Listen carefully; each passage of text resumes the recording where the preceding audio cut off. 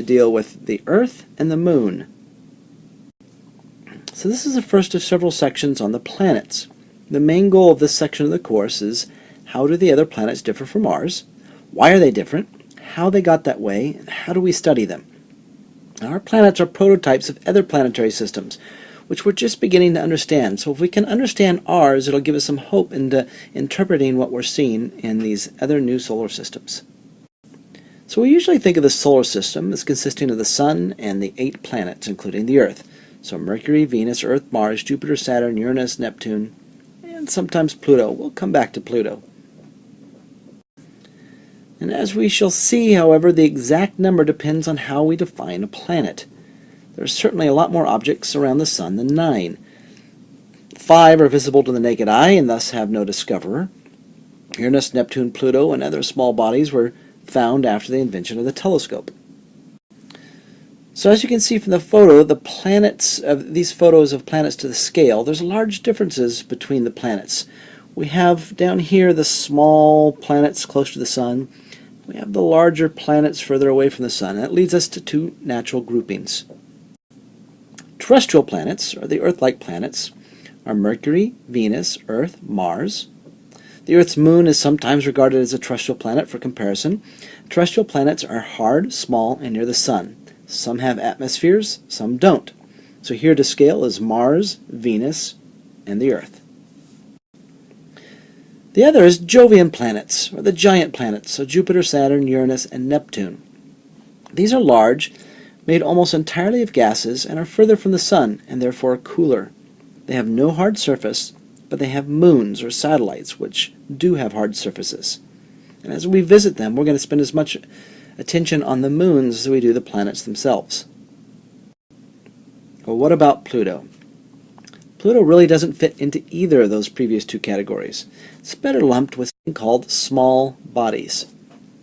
Those include things like asteroids, which are rocky objects, most of which are between Mars and Jupiter, called the asteroid belt. Comets, which have very elongated orbits and are made mainly of ice. Small orbiting objects beyond and including Pluto are also included in this. Things like meteorites and shooting stars, or interplanetary dust and gas, are all small objects orbiting the Sun. Now the orbits of the planets are mostly in the same plane, and they move around the Sun in the same direction. Strong evidence that the whole solar system formed at one time. If the planets had been caught by the Sun's gravity, one would expect they would have randomly directed orbits. And except for Pluto, the orbits are nearly circular. Pluto is highly elongated, not very circular, and it's also tilted at 30 degrees out of the plane that all the other planets are in. The planets are not evenly spaced. The inner planets have distances from the Sun in astronomical units of 0.4, 0.7, 1, and 1.5. Remember, an astronomical unit is the average distance from the Earth to the Sun, so Earth is exactly 1 astronomical unit from the Sun. The Jovian planets have larger orbits. Saturn's at 5 AU, Saturn at 10, Uranus at 20, Neptune at 30. Pluto is up to 40 AU, but sometimes it's actually closer to the Sun than Neptune. And the periods of the planets vary from 88 days for Mercury to 250 years for Pluto. So, now that we kind of understand a little bit about how the solar system works, let's put it into perspective. The following slides are going to be of our solar system, and actually of other stars outside our solar system, to give us an idea of the size of different things. So here we have pictures of Pluto, Mercury, Mars, Venus, and Earth, drawn to scale. So we kind of see how much smaller Pluto is than, say, the Earth. Now as we go out a little bit further, Earth now is a very small object. Pluto is barely being able to see, and we see how big Jupiter and the giant planets are compared to the Earth. In fact, it looks like Earth can fit inside this storm on the surface of Jupiter. We compare them all to the Sun, we see that the Sun has most of the mass of our solar system. Jupiter looks fairly small. Earth we could barely see. Pluto is barely a pixel big in this picture. So our Sun is extremely large compared to the planets, but in reality it's not a very large star. Here we compare our star to some other stars. Jupiter here is about a pixel in size. Sirius, or the dog star, Pollux, and Arcturus are much bigger than the Sun. In fact, if we go out a little bit further, we see Arcturus down here is a fairly small compared to Rigel, Aldebaran, Betelgeuse, and Antares. Antares is a large enough star that the planet Mercury would be its orbit is inside this star. If we had a star this large, no life could exist on the surface of the Earth. Let's look at another way of considering the scale of the solar system. Let's scale everything down to something that we might be able to imagine. So the Earth's diameter is 13,000 kilometers. Let's scale that down by a large factor to 1.3 centimeters. So we'll say the Earth is about the size of a grape. The Moon, then, is about 1/3 of a centimeter in our scaled size, and it would be about the size of an orange seed.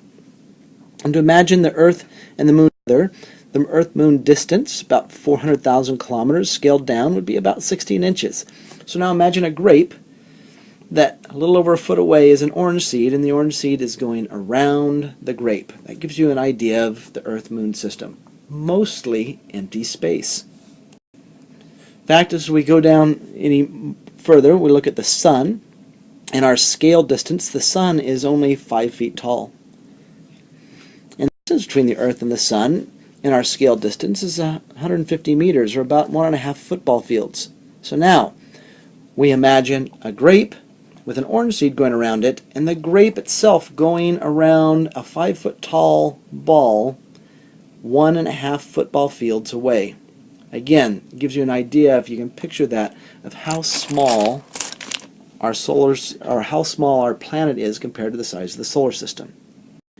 As we continue to go out, the distance to Neptune, so about the size of our solar system, is 30 AU, which in our scale distance would still be 5 kilometers.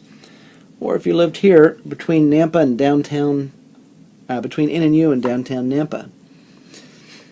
So, again, you have the 5-foot tall Sun, football field and a half away. You've got the grape with the orange seed going around it, and the edge of the solar system is 5 kilometers or 2.5 miles away. Of course, the nearest star is 4 light years away, which in our scale distance would be 40,000 kilometers, or the circumference of the Earth. So you have this area of the Sun at NNU and Neptune out at downtown Nampa. You would need to go around the Earth another time before we get to any other object in our galaxy. Space is mostly empty.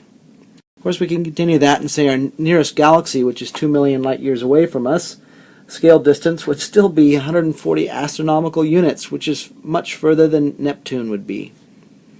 The edge of our galaxy, it's 15 billion light years away. In our scaled system, it's 15 light years away, which is furthest than the nearest star. Now the other thing we want to look at is the rotation of the planets. Most planets rotate in the same direction that they orbit the Sun. In fact, the major moons of the outer planets also go around in the same direction. There's only a couple of exceptions to this. Venus rotates very slowly backward as a result of gravitational forces from the Earth. Uranus is tipped by 98 degrees on its side. We don't know why. We have some hypotheses that a large object struck it early on in our solar system's history, but that's just a hypothesis. There's no way to know for sure. Now, the study of planets is a combination of observations made with telescopes on Earth, or in orbit around the Earth, and space probes sent out to the planets. Space probes give us much more detailed pictures, but they're not permanent. All planets except Pluto have had a spacecraft fly by them and sending pictures back to the Earth. The flyby takes only a few days, or maybe in some cases only a couple of hours. And in the case of Uranus and Neptune, they've only been visited once. Jupiter has been visited the most of all the outer planets, 5 times. Satellites have landed on or been put into orbit around Mars, Venus, Jupiter, and most recently Saturn.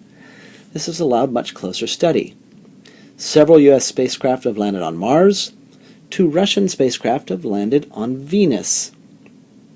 They didn't last very long because Venus is very hot and the electronics melted inside the spacecraft. We've had one probe land on Titan, Saturn's largest moon. And besides sending pictures back to Earth, spacecraft can measure things like magnetic fields or radiation or sample the gases in their atmosphere. Telescopes on Earth can make more precise analysis of the spectrum. They can study changes that are not apparent in the brief period of a flyby and search for new objects, including moons of planets. And because ground-based telescopes can be bigger than spacecraft, they can see fainter and thus smaller objects in distant orbits.